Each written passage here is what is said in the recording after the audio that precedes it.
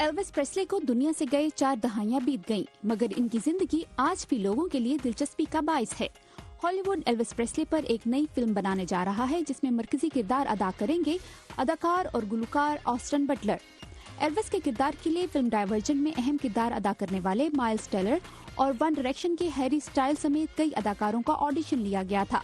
Film में Tom Hanks Elvis Presley के manager colonel Tom Parker के किरदार में नजर आएंगे। शूटिंग का आगाज 2020 में होगा।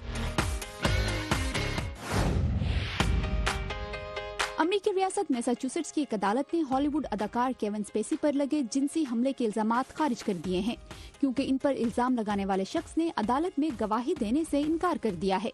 केविन पर इल्जाम लगाने वाले शख्स ने दावा किया था कि हॉलीवुड अदाकार ने इसे जिनसी हरास का निशाना बनाया जब वो 18 साल का था। केविन स्पेसी इन इल्जामात की तरदीद करते आए हैं। अमेरिकी टीवी के सबसे बड़े सालाना एजाज एमी अवार्ड्स की नामजदगियों का ऐलान कर दिया गया है।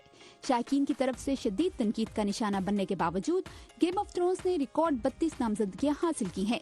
दूसरे नंबर पर 20 नामजदगियों के साथ मार्वल मिसेस मीजल, जबकि लिमिटेड ड्रामा सीरीज चर्नोबिल 19 नामजदगियों के साथ तीसरे नंबर पर है। इस साल HBO ने मजमूई तौर पर 137 और नेटफ्लिक्स ने 117 नामजदगियां हासिल की हैं।